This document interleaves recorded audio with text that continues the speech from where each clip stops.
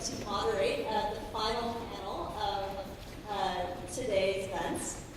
And the topic of this panel is one that often gets overlooked in the discussion about childhood obesity, and that is the role of physical activity in childhood obesity prevention and solutions to it.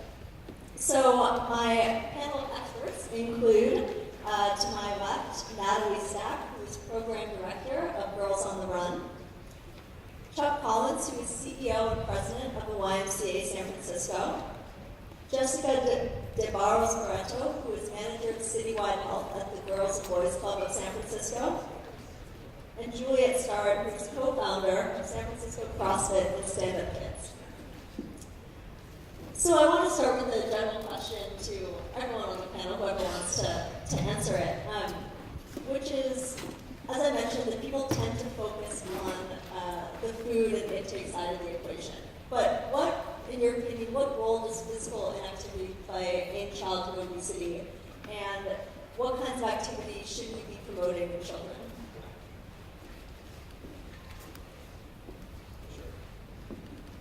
Well, first of all, I want to thank everybody who's here and has waited so long to hear the four of us, because we're sure this is going to be the most interesting part of the whole afternoon. The cocktail hour started somewhere, so we'll work on making this interesting. So the question is, what is the role of physical activity in mitigating childhood obesity or in promoting health for children? And certainly, if we look at healthy eating and physical activity, they're very intertwined. For those of us that work with vulnerable children in particular, the environments in which they live are often very, very strong forces in what they can do, where they can play, what is safe, and what does that mean in terms of their overall, the world in which they live. One of the things that we know in is Maslow's hierarchy of needs, that safety and trust is the pillar of development of children. Children do not grow well when they're disconnected from safe and trusted environments. And so the Boys and Girls Club and the Y, we work together to try to create trusted and safe places for kids to grow up. Physical activity is either encouraged by that or it's discouraged by that. If your neighborhood is not safe, then your opportunities for physical activity are highly diminished. And in a world in which kids are already spending a huge amount of time inside, it means a double whammy against really vulnerable kids. So I think that physical activity in combination with other interventions is important. And typically where you see food deserts, you're going to find unsafe environments where kids are growing up. I can add on a little bit to that from my perspective with Girls on the Run. Basically, what we're doing is engaging girls in after-school programs that train them for their first 5K at a pretty young age. So we work with 3rd, 4th, and 5th grade girls. And we are working to strengthen them both socially and emotionally as well as physically. And these two pieces are really combined for us. So going right along with kind of the basic hierarchy of needs, in order to maintain a healthy body physically, in order to have a nutritious diet, that you're really motivated. I love that stealth health message. If you're going to have stealth health, you need to have a whole wraparound where you have a community of adults who are supporting you in making healthy choices, peers who are supporting you, and while certainly sharing a meal together is an amazing way to promote this. So also is sharing a physical activity. And so we really try to tell girls you don't have to love running in order to be a part of Girls on the Run. You might just find yourself in conversation with a good friend or a coach who really cares about you, and hey, you happen to be running as well. I'm Jessica from the Boys and Girls Club, and just to echo and go a little bit a different angle to the question about asking, what is the role of physical activity with you in terms of childhood obesity? And we have 8 clubhouses, as an example, in the city of San Francisco, and we have a lot of programming that's specific to physical activity, but we never really talk about health in general and what it is to be healthy, but we don't so much focus on weight, and we sometimes talk about obesity if we're doing some specific education, but our physical activity is really to create the healthy habits. And to create that environment where when you walk into a club and you're being supported in all areas of your life, education, there's job skills classes, there's opportunities to be healthy, that we go less and more towards the message of, doing the activities to maintain your health and that you create that healthy habit. So one strategy that we have at the Boys and Girls Club is called Power Play. And that came out of something that was institutional at Boys and Girls Club, which was Power Hour. So that was a time where all the kids at the same time got support doing their homework. But we saw that kids were also having trouble with staying focused, and for all the reasons that were mentioned, perhaps they are living in neighborhoods where it isn't safe to play outside, perhaps they're coming from a public school or any school that has diminished the amount of recess time or physical education. We decided to really, take that and develop this specific program. My name is Julia again, and I'm part of an organization called Stand Up Kids, and we're trying to get standing desks in the public school classrooms. And we're obsessed with the rates of sedentariness in our children and adults. The statistics are showing that kids are sitting upwards of 85% of their waking hours. And so we are obsessed with the notion of non-exercise activity and finding ways to get that into kids' lives. We have tons of kids who are playing after-school sports and participating in other programs where they're doing that for an hour a day, but then they're sitting for the other however many hours they're awake. And so our mission anyway is to try to get non-exercise activity and create movement-rich environments in classrooms so that kids are moving all day, every day, and not just for 1 hour when they're at their soccer practice. Thanks. I'll follow up with you a little bit about that.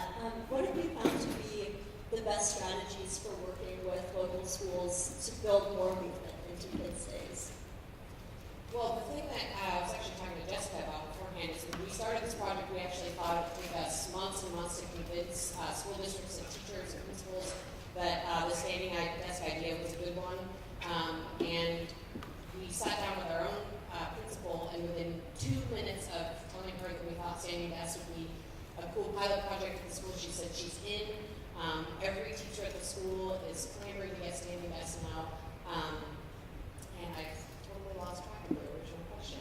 What have you found to be effective strategies for working with the schools? Well, we try not to be doom and gloom. The data on sedentary behavior is pretty shocking and sad, but we've found reception by trying to offer a positive solution that can really make a big change in kids' lives. So, solution-oriented. Great, thank you. My next question is for Chuck. So we mentioned this, but it's widely acknowledged that there is an access gap to safe spaces.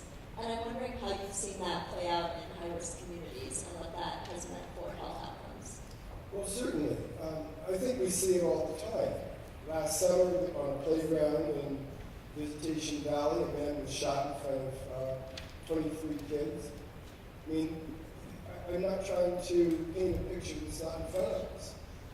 We have many populations that are in shadows of her that are in an entirely different world in which they operate. Violence, as we know, is one of the prime issues of adverse childhood experience. And what that does to change the trajectory of a kid is absolutely in front of us. The people here at UCSF are among the leading neurophysiologists in the world and really looking at what adverse childhood impacts are and how they change the outcomes for health and also for a number of other factors. So kids in vulnerable neighborhoods are at a higher degree of risk.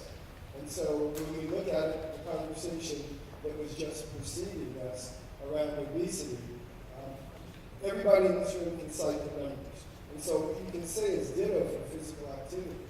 The YMCA of San Francisco lives every day in 120 locations, half of which are in schools in 3 counties.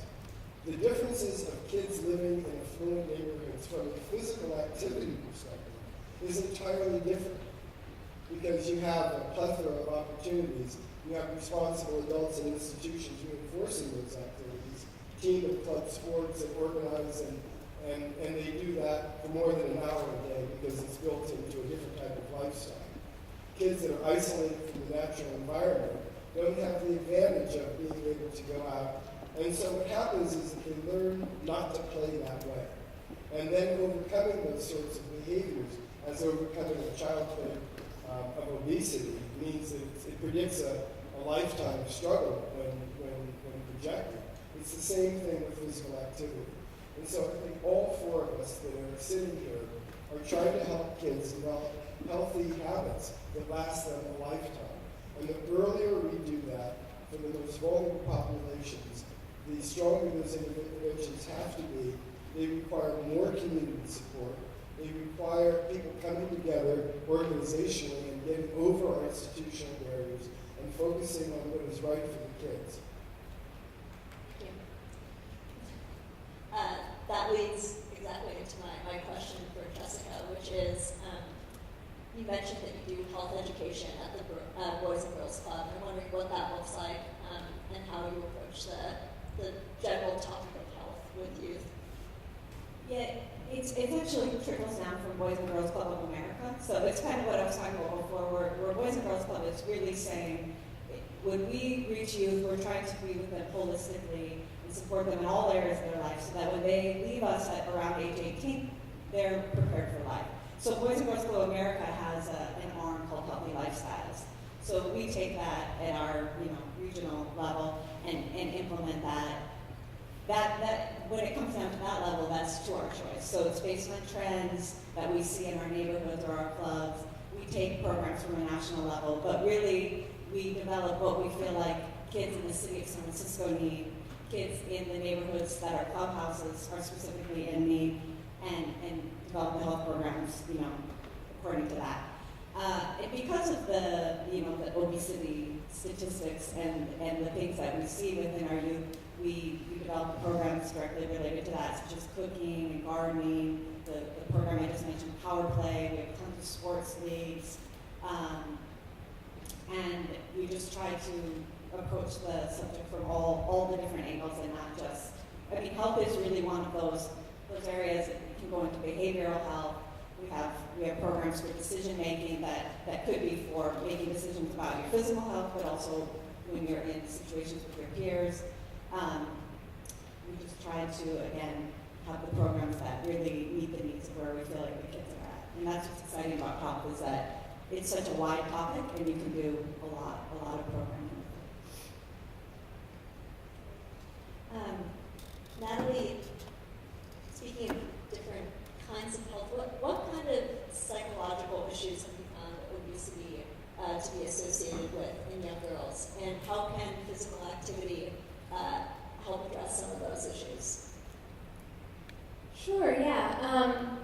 I can't necessarily speak so much specifically to children who are facing obesity, although we do have a program, our Lake Merritt team, we have a partnership with the Children's Obesity Clinic at Oakland Children's Hospital, so we do kind of funnel that specific population to that team, although they're also running with just other girls from the community who may be a pretty greater health background. But really what we're doing with our program is addressing issues that are common to girls and to youth across income spectrums, across health spectrums, economic spectrums. We have 5 counties that we serve in the Bay Area, so it's as diverse of a program as the Bay Area is. We have some of the wealthiest kids and some of the kids with the most challenges that we really need to heavily subsidize their participation. The other day, we had a school in Oakland that went in lockdown during practice because there was a shooting around the corner. So there's a variety of girls who are fearing for their health and for their personal safety, but then also the more kind of common everyday things that as adults we can relate to, issues with body image, issues with not feeling a strong sense of connection to peers or to people who will support them in a healthy lifestyle. So sometimes we have, basically when we start programs at schools, typically they come to us and say this is something that we need for our girls. But sometimes there will be this idea that, oh, maybe Girls on the Run isn't for our school because it's for girls at the poor schools, or it's for girls who are wealthy. This might not be for our girls. But really we feel like the issues that kids are facing are a little bit more universal than some people tend to recognize. And that all kids really do need to have access to a strong team that helps them find a sense of security and a place to go home, and people who can mentor them, and kind of be cheerleaders for each other in maintaining a lifestyle that is comfortable and that is something that they can return to over the course of their lifetime. I'm curious, anecdotally, what sorts of changes you've seen in people who have, in girls who have participated in Girls on the Run. Yeah, I mean, that's a really fun thing to talk about. At the end of each season, we put on a 5K run in Golden Gate Park. And so for kids in San Francisco, maybe they're pretty familiar with it. We have, basically, if you drive an hour from San Francisco in any direction, we have girls that are in that region coming to our 5K. For some of them, it's the first time they've ever been in San Francisco or to Golden Gate Park. We encourage family participation, and we definitely invite their family and friends and folks from the community. Y'all are invited. Teachers to come out and cross the finish line with the girls. So that accomplishment alone is pretty incredible, and always knowing that they have that to hold on to. But in addition to the running piece and the physical activity piece, we put equal, if not more, weight on the relationships that they're forming. So we definitely hear amazing stories about ways that teammates have supported each other, ways that girls have gained confidence, girls who, there's always discussion and kind of like games that are both physical and that have some kind of lesson-oriented goal towards it. So we hear about girls who just really open up and come out of their shell in that smaller group discussion space where they make you feel comfortable. So yeah, we think that the stories about girls who are learning to support each other and to cheer each other on are equally as exciting as the fact that they complete that 5K distance. Juliet, we know that both children and adults are sitting more than ever. How do you think that tools like standing desks can help address some of the issues associated with a sedentary lifestyle? Sure. The first disclaimer I'll say is whenever I talk about standing desks, everybody says, well, of course that's not the only solution, and of course movement is the solution. So before anyone stands up and says, well, isn't the ultimate goal to get kids moving? Yes, that is the ultimate goal.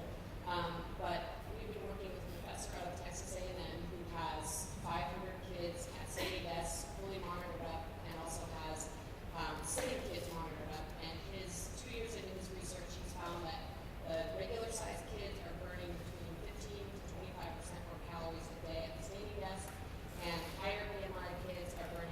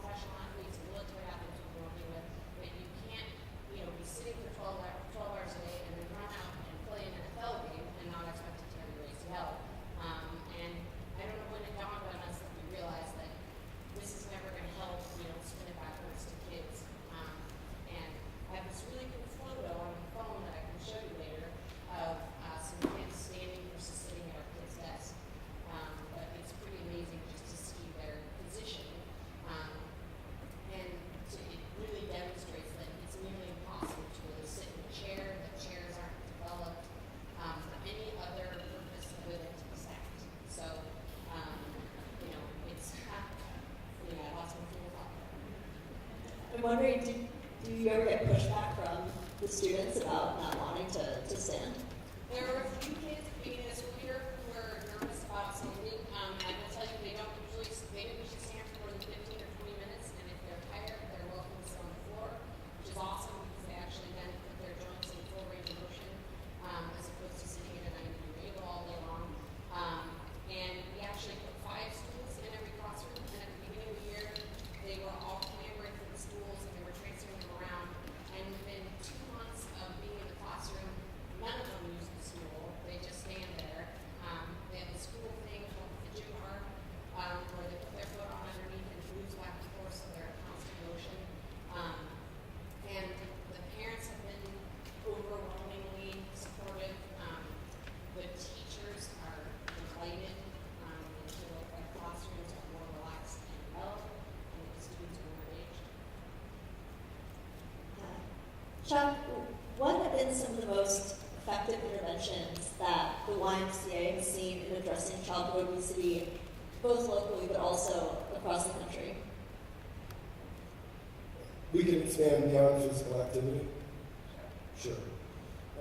I think that most people understand that the game is really in food. Right? And physical activity is the booster shot. So a lot of what we're working on is the healthy eating part of the physical activity. They're certainly interlinked. But if I were going to say what the Y has really done, it's gotten behind the sugary beverage tax. If we're going to go to it, we're going to change public policy. We have to go down the same route as we did with tobacco. We have to tax it, make it prohibitively expensive, and induce behavioral changes on that route. There's probably a lot of controversy around that. But here, again, the Center for Vulnerable Populations right on this campus of UCSF has a huge amount to say about what we're looking at. And so the Y is really focused on the early part of life and helping the adults in the lives of children understand what they're feeding their children, to understand that through cultural lenses, to try to understand what's behind that, generational behavioral characteristics in families tell you what's going to land on the table. Access to food helps you to understand what's going to land on the table. But ultimately, I think we all believe that kids have to become self-regulated. But they don't do that until they have learned these habits. And those habits need to be reinforced in all these places where you live, work, learn, and play. So again, thinking about how we partner and collaborate, I think the Y is really trying to work in that space of understanding the behaviors around eating and what that means, but also to be in reinforcing environments where all of the organizations, all of the adults in the room, metaphorically, are focused on that. Again, I think that a lot of these habits are developed in early learning. And what do our early learning environments begin to do to shape the habits, the tastes, the taste buds, what kids value in terms of food. I think also that the data will tell us that kids that learn healthy eating habits early in their lives carry those habits forward. Kids that don't drink a lot of sugary beverages and understand what juice is and what you shouldn't do with all of that stuff are self-regulators. They will turn towards water. They will turn towards other things that they eat because they know that it's better for them. The data is telling us that kids that eat better and are physically active have better academic outcomes. There are studies going on right now at the San Francisco Unified School District, and the strong correlations between kids that eat well, that have physical activity, and how are their academic outcomes. So it's very much connected, but we're fighting against these empires, these industries that industrialize food, that tend to marginalize what physical activity is about, that this equals physical activity, that virtual activities replace real physical activity. There are kids that think that they can play basketball because they play video games. I mean, these are anecdotes, but they really have a lot of science behind them. I want to follow up on that. Actually, to really anyone on the panel, the game really isn't food. To what degree, what role do you think physical activity actually plays sort of compared to how much food matters? And when you mentioned that you do think that there are links between food and physical activity. I'm not going to create an argument around which is better. They're interlinked, and all of us understand that. If you don't have a proper framework, and if you're not really burning what you're ingesting, then all of those outcomes are just going to be magnified. So I think it's a question of balance. I think that it's a travesty that we have to actually reprove that physical activity in our public schools is necessary. Because probably everybody in this room is united in how important PE is and what it means in terms of recess and bullying and other behaviors. Kids need to be active, and boys can't stay focused for more than 20 minutes. And somehow we've allowed our public schools to drift away from this. The Common Core is the focus on it. And what's crazy about this, and I'm going to get off my soapbox, is that we live in the most dynamic place on earth right now, where innovation pops up just like grass is growing in a field.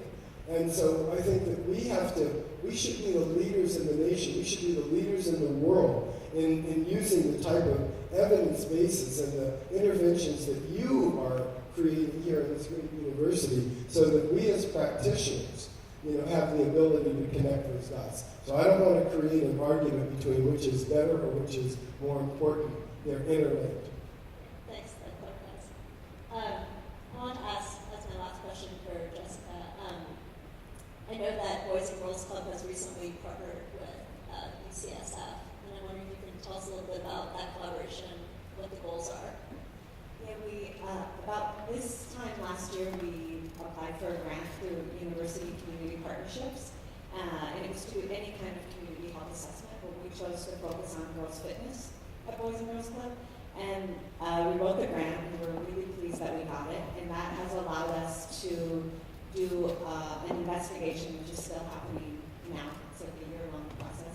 So we already had the commitment to girls' fitness and to offering girls-only fitness, and that was because we collected a lot of data actually on the youth that attend our clubs, just based on attendance, what activities they choose to go to, and we saw such a dip with girls at about middle school age in their sports and any kind of physical activities. So we decided to do things that were exclusive for them. Not that they couldn't do any of the other stuff we're offering, we always encourage that, but if the barrier was that they felt they were starting to feel uncomfortable or they were less interested in kind of the more traditional physical activities, that we made sure that we were offering them.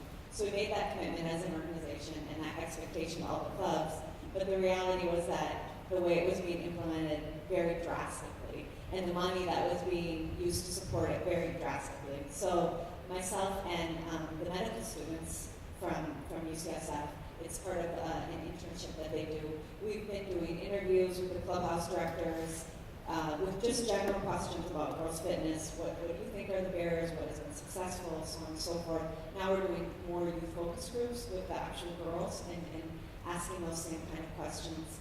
And then looking at budgets and from clubhouse budgets, organizational budgets, and then in the end, we turn in, of course, the final report for the grant. But really, the greater outcome is that we have this really great snapshot. It's a very simple thing, but it will help our programming become that much deeper, and hopefully, it'll be more equitable in terms of funding, and if there's holes there, and offering things that the girls actually really desire or are meeting some of their underlying issues for not being physically active. So it's been a really interesting process and such a great thing to get a grant to do just that. I mean, when I wrote it, I thought, we're never going to get a grant for this. We have to promise more. It's not enough. But they said that's exactly what the grants are designed to do, and to just investigate something and then improve whatever you're to improve. So it's been really great.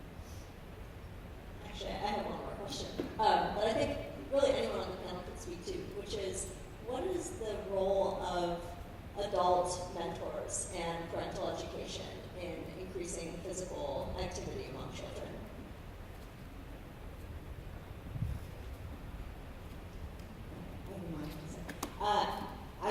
it's so important. I mean, I've had other jobs in this kind of field where we did so much parental involvement, activity, and education, and I feel like in this current role at Boys and Girls Club, it's not something that we're the best at, because we're not a school. We try to have events that we include the parents and model a lot, like we'll have the food will be really healthy as an example of an affordable healthy meal, and we'll do something that's physically active that doesn't require a lot of equipment, or you're trying to think of the space that people might be coming from, which is they might live in, these are city kids and city families. They may live in a small space. They may live in a space where there's not a lot of playground, where the playground might not be up to par.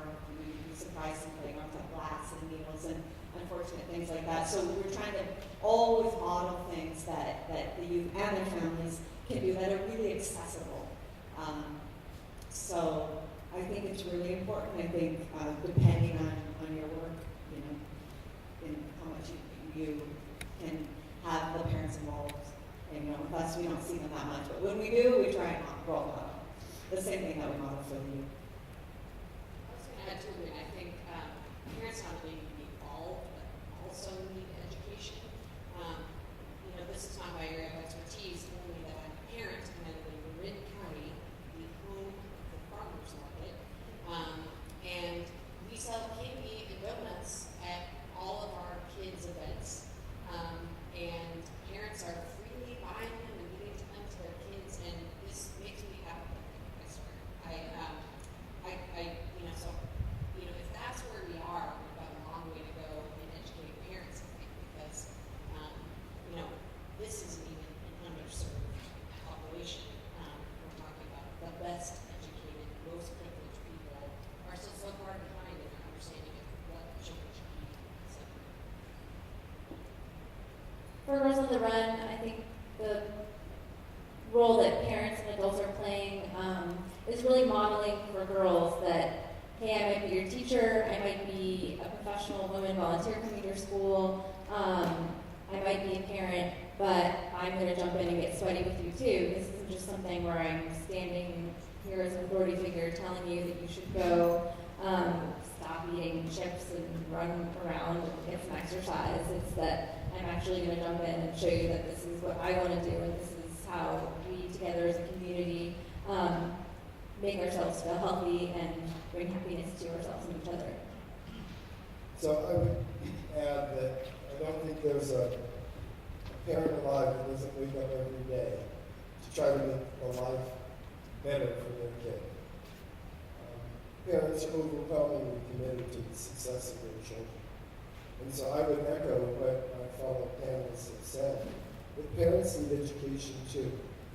And if we look at the fact that 1/2 of Americans are obese, and we know all those statistics about vulnerable populations and the rates of obesity, that obesity is a $150 billion industry in America, that parents need education so that they can help to improve the lives of their children. But I'm a firm believer that, because I come from a kind of progressive mind, that education really is liberating. And as we have done with tobacco, that we change the mores and the norms of this country. At one point, over 43% of Americans smoked. In San Francisco, less than 13% of people smoke. That's 40 years of work and 40 years of hard work and education and successive generations and also various interventions. And the single most important intervention in the battle towards tobacco was when people understood the role of secondhand smoking. And in a sense, our kids are in that secondhand role, whether it's physical activity or whether it's eating. But when we change the adult understanding that if I smoke in a house, my baby's going to be sick. And so I think that when parents begin to advocate and understand the relationship between their decisions and the outcomes of their children, that things will change. There are many kids that don't have responsible adults in their lives. And so the kid that fails is at the center of a disconnected world. The kid that thrives is at the center of a connected place. connected community and connected organizations.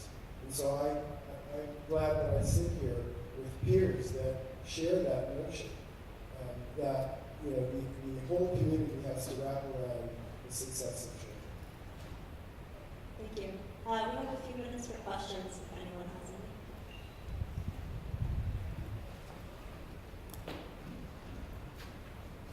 This is for Julia. So most school districts, or many in California, are cash strapped, can't even afford chalk.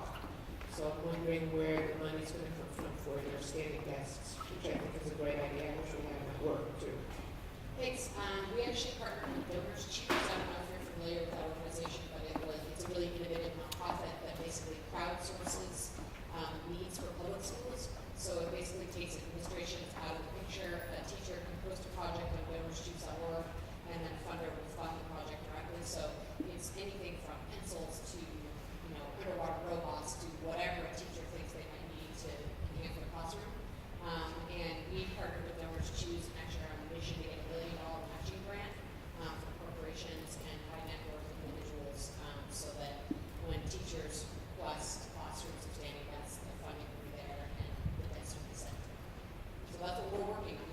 We consider ourselves both an educational organization and a fundraising organization. So that's our mission, is to raise that.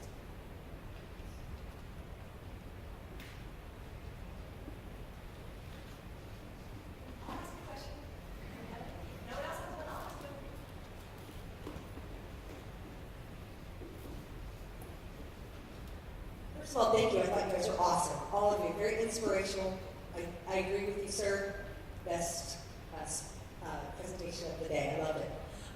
Juliet, when you mentioned how we're pushing all of these poor foods at our children's events, and my son's class presidents for a few years, I've done so much fundraising, it's ridiculous. So I have a 10-year-old daughter who in music class and in her regular class gets rewards with gum and candy. So not only are we pushing bad food, we also are rewarding our children. And I know it's not directly with fitness, but you're also into children's health. I just have to pick up on such a profound thing that we, and the whole mentorship, we as parents and as leaders, we need to really put our foot down and stop rewarding children with food, especially junk food. I'm sorry, it's my passion, and I agree, stop selling the junk food and do arts and crafts. People sell arts and crafts. Totally agree. All right, we'll take one last question here. So I find with a lot of communities that don't have as much privilege, don't have a lot of opportunities to have to self-care. And I'm wondering, physical activity can be a form of self-care, but how do you have other types of activities that help calm them down? Because I think exercise is one way to calm people down, to get in the present moment, and especially with younger people. And I don't know, you get rid of soda, but what else do they have to I know there's a lot of things, but I feel like with these type of communities, finding other ways of value of self-care. So, do you have any recommendations?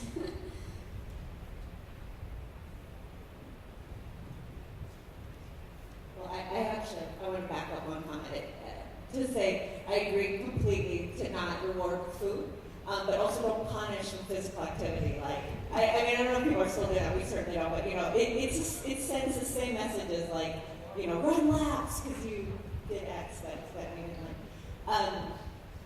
But your question about self-care and physical activity is something that or just movement of any sort is always something to teach that we do with the kids. It depends. I've seen a lot of different strategies that we've done with the youth. So you're talking about communities as a whole, and again, we're more really just dealing with the youth. So I've seen simple, yoga, which is could be a form of meditation, a form of movement, a form of, but teaching things that don't require a lot of, it's kind of what I said before, but equipment, space, money, and just being cognizant of that resources are limited, but there's a lot of things that you can do that don't cost a lot of money. I think that all kids have the right to be outdoors, and understanding the role of nature in kids' lives is very important.